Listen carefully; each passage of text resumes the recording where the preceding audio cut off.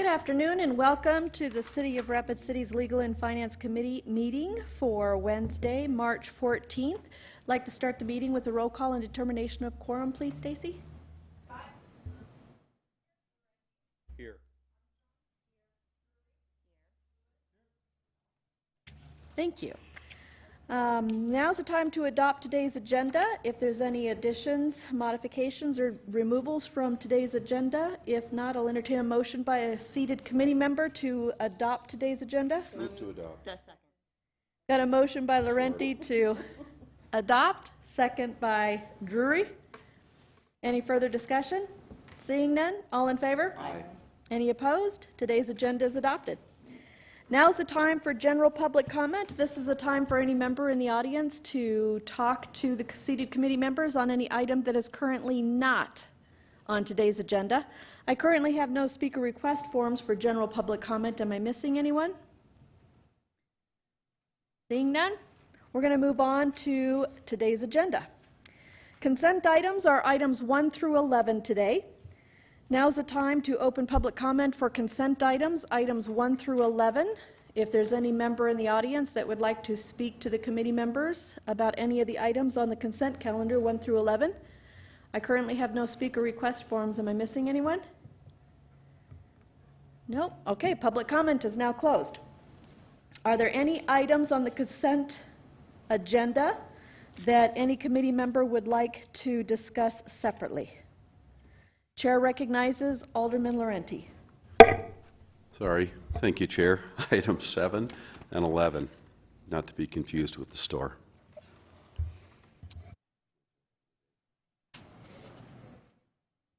Seven and 11. Are there any other?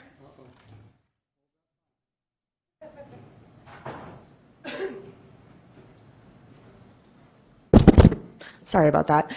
We are going to have some minor changes to a contract. That's item number 10.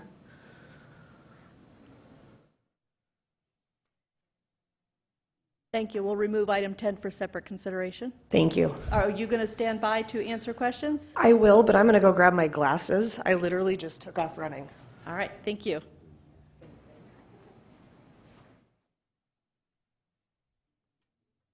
May I? Barb? We may have some minor changes to the language on number 9 also. I planned on pulling 9, so that's, thank you, Barb, for stepping up because I had planned on pulling 9 today. And are there any other items? Actually, I do want to go ahead and pull item number 6 and item number 8. 7, 8, 9, 10, 11. So I'll entertain a motion to approve items 1 through 11, except items 6 through 11. So I guess we're approving items 1 through 5. So moved. Got a motion by Drury to approve items 1 through 5, a second by Lewis. Any further discussion? Oh, you didn't? Second by Armstrong. Any further discussion? Seeing none, all in favor? Aye. Any opposed? Motion carries. Item number 6. Item number 6 is to approve the audit report for the City of Rapid City 2016 Financial and Compliance Report. Since no committee member has buzzed in, and since I'm the one that pulled this, I would like to direct a question to our Chief Finance Officer. Thank you for the committee to indulge me. Thank you.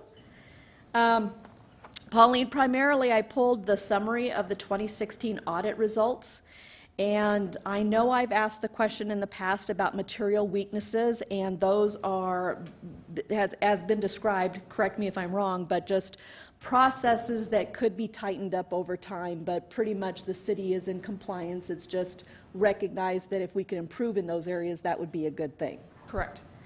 The one that I'm really concerned with is item number 3, because whenever I see in an audit results where the city has violated a state law, I become very, very concerned. Is this truly where the city has violated a state law, or can you explain item number 3, please? If I remember correctly, item number 3 would be the fact that we have invested in brokered CDs. Is that correct? I believe that's what this refers to, yes. Okay.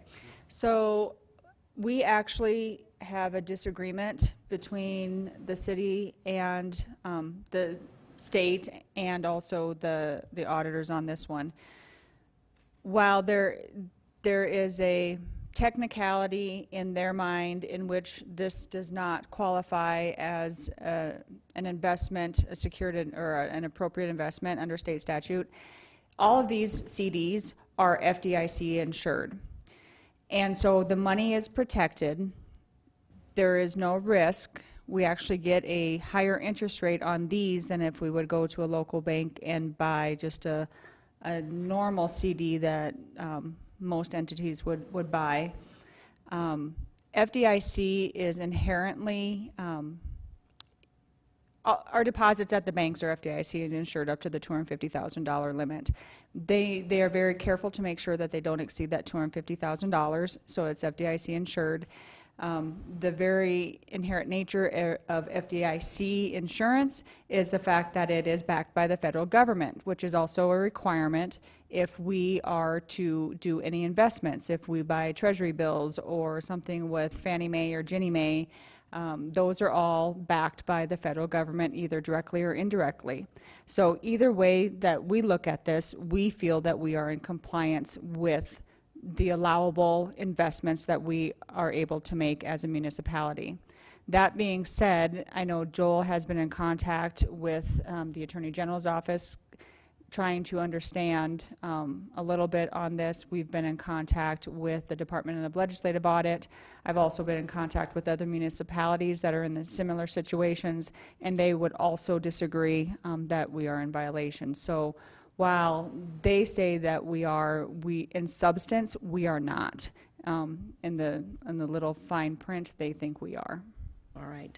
And thank you for that explanation. I know there's probably not too many of us that will read the fine print, but it's always nice to have an explanation when an auditor comes back with a statement that's that strong. So thank you, Pauline, for that explanation. I'll entertain a motion on item number 6. Oh, Chair recognizes Alderman Laurenti. Thank you, Chair. And thank you for your question on that as well, because that I just would like to do a follow-up question with the city attorney, if I may. Okay. Joel, can you expound on that a little bit, that area where we were found to be violating state law? What specifically are we violating in that area? Well, they're having a disagreement over whether we could buy these brokered securities. The city is limited somewhat in what it can invest in, and obviously in state law, the goal is to make sure that the public money is protected and that we're not investing in risky investments. And for whatever reason, we had been doing this, other communities are doing this, and these brokered through RBC and other entities. And the reason we do that is because they earn higher interest than the ones that are traditionally we're allowed to invest in. And since they were backed by FDIC insurance, and so they were protected, it's our belief that they're covered under the language of the statute, which you could read the statute 20 times and probably go, I'm not sure what that exactly says. So I don't know if this is really just an effort by the state to say it's not really clear and we want to get this cleaned up. So they've taken a position and it seems like trying to make an example. And if we have one of two options. We can either continue to try to debate with them the legality of it, or likely what we'll probably do, we just didn't have enough time this year, is go to the legislature for a legislative fix. That's exactly where I was going. I figured maybe this might be the perfect thing for a municipal league or... Yep, they're already aware of it. We've already begun discussions. It just wasn't enough time to get on this legislative session. At this point, because we are earning more interest, the money is protected. I don't think we're inclined to withdraw the money or change that. If we go to the legislature and for some reason they don't fix it, or we're to say, no, you can't do that, then we'd have to reassess and evaluate our options. Right. Very good. I yield. Thank you. I still would entertain a motion on this item. Move to approve. Second. I've got a motion by Lewis to approve item 6, second by Drury. Any further discussion? Seeing none, all in favor? Aye. Any opposed? Motion carries. Item number 7. Item number 7 is the acknowledgement of the January 2018 sales tax report. Chair recognizes Alderman Laurenti. Thank you, Chair. I would like to ask the Finance Director a question on this item, if I may. Yes, you may. Pauline, on this particular one, I just want to make sure that year over year, January there, obviously we're looking pretty good. It's a good opening. I mean, it's not spectacular, but compared to where we've been the entire 2017, I think 4.62% is a nice year over year growth for January. Is there anything in January's number that has lifted it that we didn't have last January, or is this a real good comparison year over year? You know, we don't get the details of the money that is submitted to us. Something to keep in mind is usually the Stock Show and Rodeo will overlap January and February, so that might have some impact on it. Thank you. Just depending on when the vendors reported their sales tax. Okay, but we have that stock show every year, so Right, we it have just- that variable. It really depends. Sometimes it starts, you know, later in January, sometime than other years. I know this year it ended on Super Bowl Sunday, which is February 4th, so it's like, okay, a few days in February, the majority in January, but when do they report? If they are, if they handle it like they handled the rally, if you are a South Dakota business with a South Dakota sales tax license, you get a report as part of your normal reporting process. If you are a vendor from out of state, they may or may not require you to do like midweek reporting and end of event reporting. But I know that's how they've done it with the Sturgis Rally before. So it just kind of depends how the state handles those vendors. Okay, very good. I appreciate it. I yield. Thank you. I will entertain a motion to acknowledge. Got a motion by Armstrong to acknowledge item number 7, second by Laurenti. Any further discussion? Seeing none, all in favor? Aye. Any opposed? Motion carries. Item number 8 is to acknowledge the update from the Opportunity Capture Fund Committee. No one else is in the queue, and since this is the one that I brought up, I would like to ask a couple questions. Either the finance officer or I understand, Alderman Lewis, you attended this meeting, so if you, would you prefer? All right, well then I'll just throw it out. I'll start with Pauline only because I think the minutes came from her office. And this may even be a Joel Landine question to start with. If this is just an acknowledgement of the update, Pauline, does that mean that the City Council can't make any changes to what is presented to us today? This is just updating the council as far as how these economic funds are being spent? That is correct. There's an ordinance and bylaws that basically dictate how requests are handled through the Opportunity and Capture Fund Committee, and so they usually have the final say. I'm sure that if the council would make recommendations, that they would consider that as well, though. All right, thank you. That's the first question I had, is just to make sure that this recommendation coming through and as approved by the Opportunity Capture Fund Committee is just to update the council. That is correct. We have to have the council updated before we can release the funds. Thank you.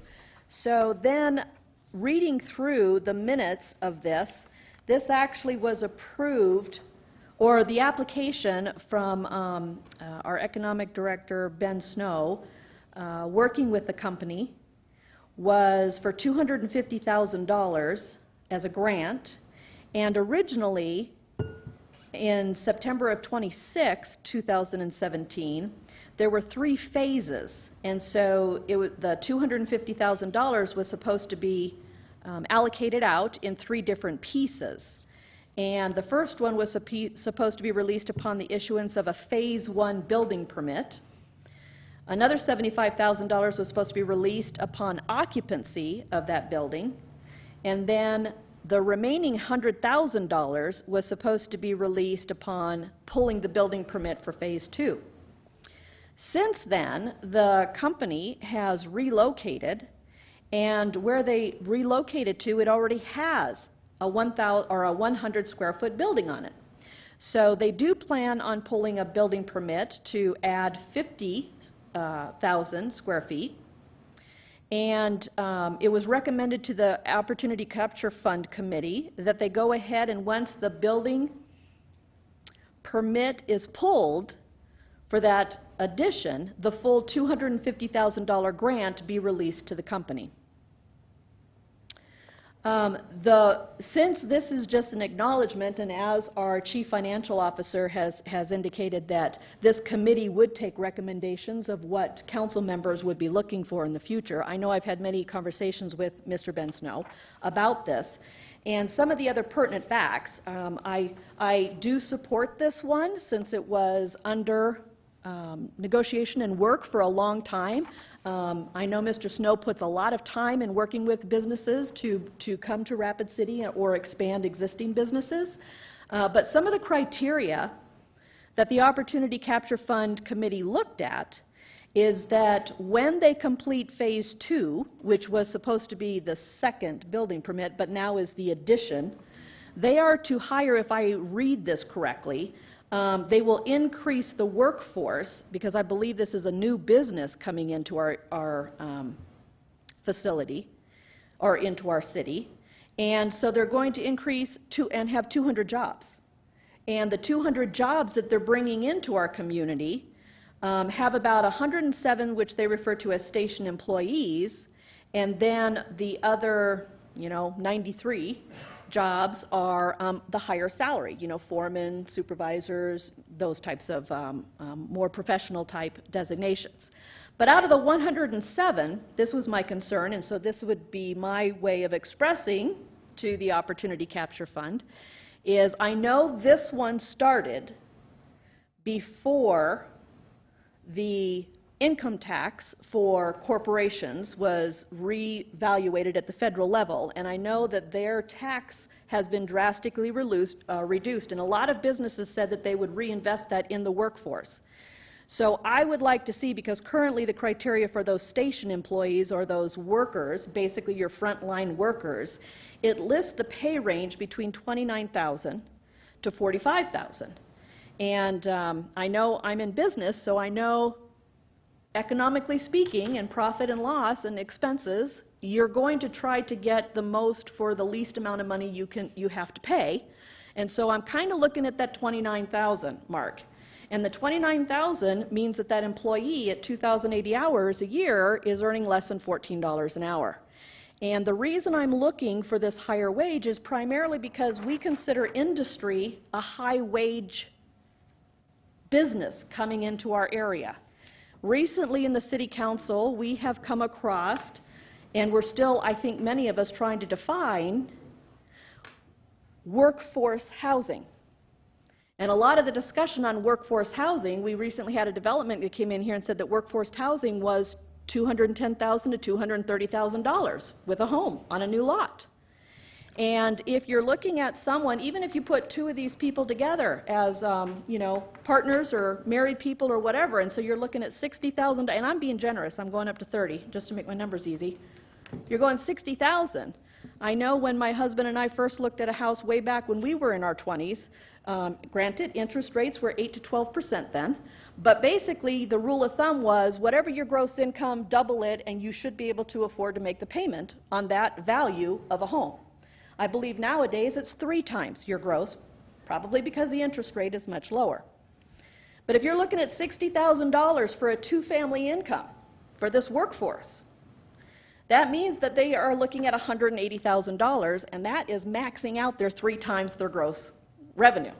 So I just want to pass on that if we have businesses coming into our area, and if you do want to be a good steward in Rapid City, please join our conversation in workforce and making sure that we have livable wages. Because I know our workforce is driven by the pay because we are primarily a tourist town. And it's real easy to get somebody for less than $14 an hour in industry or in manufacturing, because most of our other tourist positions pay less than $12 an hour. So you get a lot of people that will jump at that, $13, because $1 an extra hour is a lot over time. Personally speaking, I'd like to see that starting wage at $15.50 to $16 an hour, because I think that would make our affordable housing issue a little bit more palatable or a little bit more easier to manage and open up some opportunity there. So my recommendation to the Opportunity Capture Fund Committee, and like I said, I am in favor of this one because it is increasing our jobs. But when I see those wages starting that low, I expect our manufacturing businesses to step up to the plate and help be good stewards in our city and provide livable wages for our employees. And I think I've talked enough because I do have an alderman that buzzed in. Chair would like to recognize Alderman Lewis. Thank you. Thank you, Madam Chairman. I guess my answer to your question or comment would be, we can't really control what their wages are, and these are entry-level wages. That's the first, who knows what that person can be doing. They might be sweeping the floor. Obviously, there's going to be a lot of different jobs. The average income might be differently, but we're trying to promote business any way we can into this town. And so, those wages actually will go up, obviously, as the more jobs, less jobs become available, the more workers there are. We can't really control that. All we can do is our best to promote business. This is obviously a viable business. Mr. Snow, does an excellent job of vetting these processes. And so, I appreciate your comments, but at the end of the day, we're trying to promote them any way we can get them in here. And the demand will drive up the price. That's all there is to it. Thank you, Alderman Lewis, but I've been hearing that for 5 years, and this $29,000, I've served on this Opportunity Capture Fund. That has been the same. I still have the floor, thank you. I believe you were answering my question, so I was never mind. The point is I understand where you're coming from, but the fact of the matter is that this is a very vetted process. This is not money we just give out willy-nilly, and obviously there's the medium income, and there's probably a little bit more than that. That's just the entry-level positions, and I'm sure that's probably, like I said, that could be the guy sweeping the floor for all we know. But it's a really good project, and I think it's really worthy of our time. Thank you. And as I stated, I am in favor of this one. I know it's been a long time in the works, but I will tell you, if I see another one next year after that tax plan just went through, I'd be starting to question what our criteria is for giving out taxpayer money for businesses who are coming into our area, because it seems to me it should be a partnership of, if you're going to come ask for a grant, there are certain criteria that I would hope you would accept to be a good steward in our community. Chair recognizes Alderman Laurenti. Thank you, Chair, and I just wanted to dovetail off of what you just said, because that's where I was going with my comments. I, too, support what this Opportunity Capture Fund does. However, I think it's worth bringing up, as you did, that we question what we are spending the money on. If you are bringing a business to Rapid City, that's great. But when you're bringing a business to Rapid City and then asking for public funds to build said business, then there's oversight that has to be done, because you're involving taxpayer dollars. And I believe we should be questioning these areas. And that's all I really have to say about that. There is a big differentiation between a private business not going after public funds to go into business or to stay in business or to expand a business, and another business that does exactly that. It takes a lot of public funds. The people who represent the taxpayers need to make sure that we are just looking at what they're going to provide for our city and questioning that. There's nothing wrong with doing just that. So I appreciate that. Thank you. Thank you. I currently do not have a motion on the floor, and there's no other committee members in the queue. I'd entertain a motion to acknowledge. Move to acknowledge. Got a motion by Drury to acknowledge item number 8, second by Laurenti. Any further discussion? Seeing none, all in favor? Aye. Any opposed? Motion carries.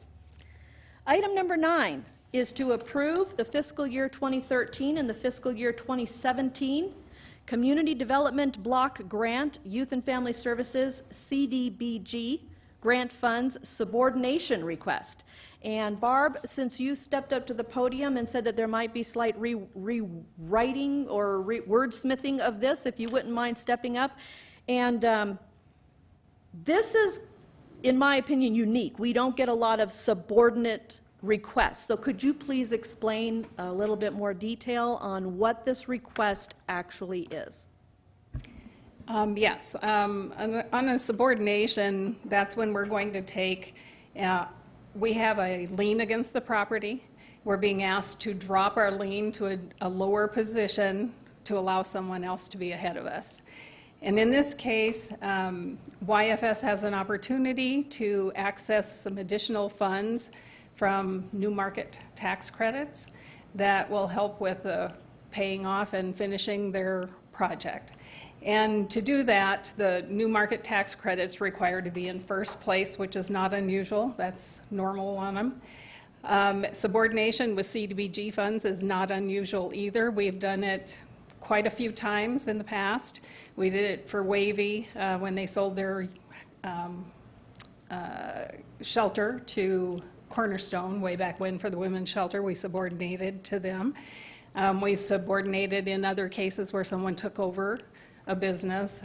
We have subordinated on our mortgage loans that the housing agencies provided when somebody could refinance to get a lower rate or extend their term. We do not subordinate for cash out. We do not subordinate to allow them to pull the money out and go. They have to pay us back if they want to do that.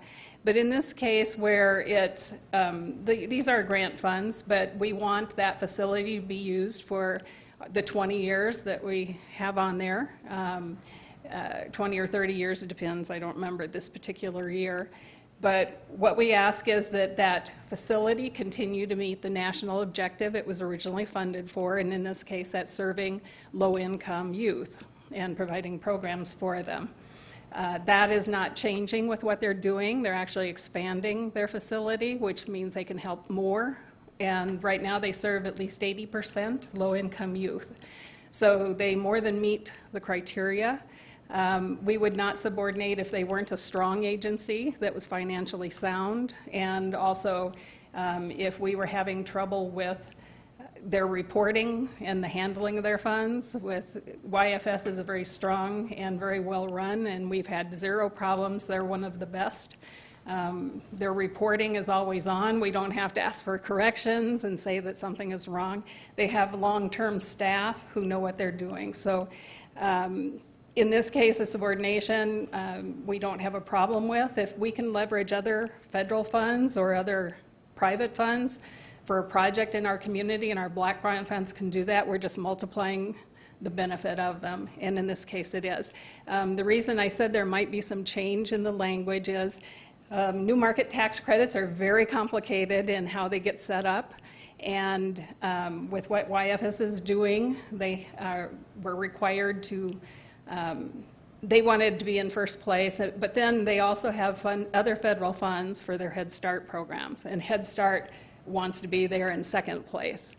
And so it has to do with the structure and how they can do it. The city attorney, Kinsley Groot, is working with us on that, and just before the meeting, we have the language in there that we think is correct. But she was on the phone with the attorney for new market tax credits to verify and make sure, because of the time factor for this closing, we want to make sure we get our language correct and they can get closed on time. And she was conferring with them just as I was coming into the meeting, and they are conferring with their attorney to make sure that we have the proper language. As far as our subordination and to YFS Inc., we think that part is correct. It just has to do with the leasehold part of it, some specific terminology. So what we're asking is that you approve the subordination in general with the allowance for Kinsley to adjust the language as needed for the closing. So you would like this with a friendly amendment on it to accept any minor language changes Yes. as done by the city's attorney's office? Yes. Okay, so I think the committee members have that. Barb, a couple questions. One, I understand that YFS and the school were looking at potentially sharing a property. Is that this property or is that a different property? I don't know. Oh, it's the YMCA, never mind. Okay, so that's where I got it confused at, so thank you. So this is Okay. just their building? Yes. So thank you. And then the only other question I had then, because that was one, because in my mind I had associated the two of them together. The second question I had is, I know that YFS has used federal dollars through the community grant. Right. And this new market tax credits is also federal funds, so, right? I think they're private, actually. Oh, are they private? Okay. And I'm not opposed to doing that. I mean, I applaud them for looking at different avenues in order to get money. My question is since they're going after this grant, does this put them in a position to come back into our community block development grant funds, or will those funds now be able to, for other programs within our community? I'm not quite They understanding whether you're apply- talking about the dollars we've already given No. them or Going future. forward, future. Yes, as long as their project is eligible and meets our criteria, they could apply again for other projects, or even if there were some other need in that building or any of their other buildings. This doesn't preclude them from borrowing. It's, the new market tax credit just means on that facility, if they needed to collect, they want to be first in line to collect money, then it's Head Start, and then it would be us. We typically are in second and third place on most things we do anyway. So because ours are grant funds, and all we're doing is putting the requirement that to keep our grant funds in place, you just keep doing what we approved you for that serves the low-income people and are still functioning as a sound agency. So, and then, like for these new market, because I didn't realize that they were private funds, but for them to try to call in money, or that would be if this business sold, or if they tried to sell, move, relocate, or is that what we're talking about in order to get their money back, because they wouldn't be meeting the criteria of the new? Correct. It'd be Tax typical, market? it's like any other loan. Okay. Yes. I know it's complicated, that's why I'm trying to ask some, I hope, are basic questions to try to understand why we're being asked to put ourselves lower on a collection list. Yes. And basically, the collection that we're willing to go lower on is primarily funded with the federal dollars through the community block grant program. Actually, our money in their facility is very small compared to all of the other funds, Head Start and the new market tax credits are what, 2.7 million that they could access. To date, in that facility, the only amounts that we have in it were $15,000 in 2013 and the $112,251 that we just funded them with in 2017. We funded an alleyway that's behind there, but the city actually benefited from that because it's a city alleyway that serves the rest of the people in that subdivision. The rest of the funding that they've received over the years is actually, the total amount's been pretty small, $366,894, and that's since 2000. So in 18 years, they've gotten a total of 366. The bulk of the money, other than this alley and the facility just in the last year, the bulk of that money was for counseling for kids and their families, and that was at like $5,000 a year, pretty small amounts. And we did do a little bit of work on their Monroe facility way back in 2006. We spent $18,000 on a fire alarm and security system and the boiler and new door locks for safety. So overall, the amount they've gotten, it's been primarily for counseling over the years, and then this one big infusion here recently. It seems like it's a lot, but considering the facility and all that they do, it's relatively low amount. We've spent more on others over the years, so. And thank you for all that information. That's very, very helpful. But I just want to clarify, make sure I heard you right. I know you mentioned a lot of dollars, and I mean, 366,000 is probably small compared to 2.7 million, but Yeah. 366,000 is still a lot of money to me. But basically, the request that we're being asked is to subordinate ourselves or put the city lower for a collection, and we're not even anticipating that's ever going to come up. But that is, what I'm trying to get is that's only for the CDB grant funds, isn't it? Right, CDBG. Okay. And that amount is the $112,251 that's on the building, and the $15,000 from the previous year. So, you know, a total of 130, just under 130,000 is what we're subordinating. Okay, and that's what specifies in our title the fiscal year 2013 and the fiscal year 2017, correct? Right. All right. Thank you, Barb. Thank you for being here today and giving a great explanation on that, because like I said, I don't think we've ever come across very many of these requests. So, Yeah. and unfortunately, you're probably, just like regular or all the other city staff, you get new council members up here and you have to go through and explain it all to us all over again, especially on a difficult, what seems to be a difficult thing to understand, so. I have no one else in the queue. Anybody else with comments, concerns? If not, I'll entertain a motion. Motion to approve. May you please make your motion to approve item number 9 and include that we will accept any minor language changes by the city attorney's office for closing. Very good. My motion is to approve with the pending changes to the agenda item. Thank you. I've got a motion by Laurenti to approve. Stacy, you've got all that, the intent behind that approval?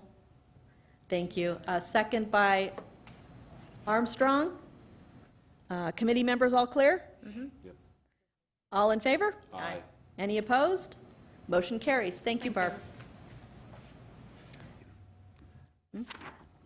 Item number 10. Item number 10 is to authorize the mayor and finance officer to sign the professional services agreement for the Coordinated Public Transit Human Services Transportation Plan with Nelson Nygaard Consulting Associates, Inc., in an amount not to exceed $83,330. And the chair would like to recognize, actually, we have, yes, okay, thank you. Would you, and I'm sorry, I don't recognize you, would you please state your name and your affiliation to the city, and thank you for coming before our committee today. Sure. My name's Kelly Brennan. I'm a long-range planner. Thank you, Kelly. So this professional services agreement went to the consultant's legal department and as well as the city's legal department. There's going to be some minor changes to the legal language in it. Nothing is changing as far as scope or the main guts of the project. It's just some minor legal terms that need to be changed. So we would like to relink this before council and just get approval with those minor changes. All right, so if you're going to be making changes, the committee has two options. We can either approve item number 10 with potential minor changes coming through and make a recommendation to city council for that approval, or you can just basically send it to council without recommendation so that committee members or city council members have time to read it before then. Totally up to the committee seated before us. I understand, Kelly, that you're saying that there is no substantial changes, so the not to exceed number is not changing at all. Correct. Unless it goes lower. That would be nice, but...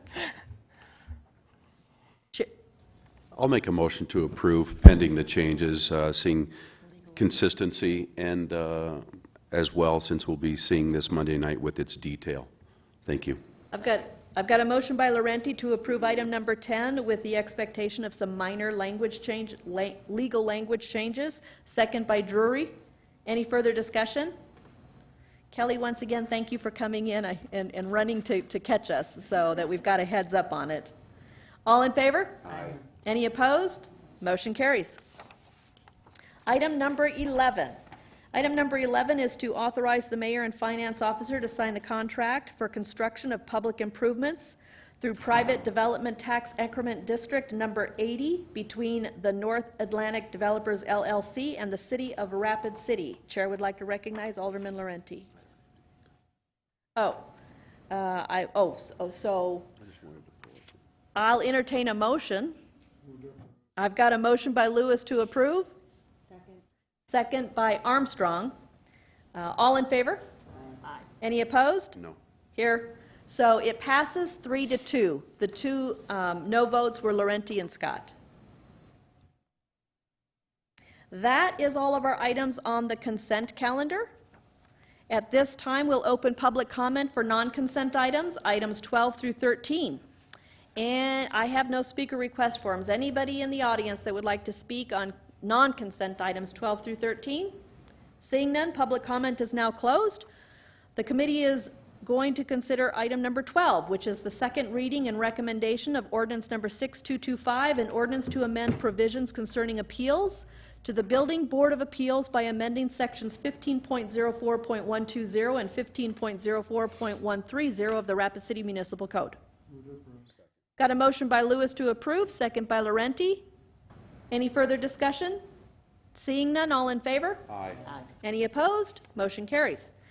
Item number 13 is the introduction and first reading of ordinance number 6243, an ordinance regarding supplemental appropriation number 2 for fiscal year 2018. Got a motion by Laurenti to approve? Second by Drury. Any further discussion? Seeing none, all in favor? Aye. Any opposed? Motion carries. I'll entertain a motion to adjourn. So moved. Second. Got a motion by Armstrong to adjourn, second by Laurenti. Any further discussion? Seeing none, all in favor? Aye. Any opposed? We're adjourned. Thank you, everyone.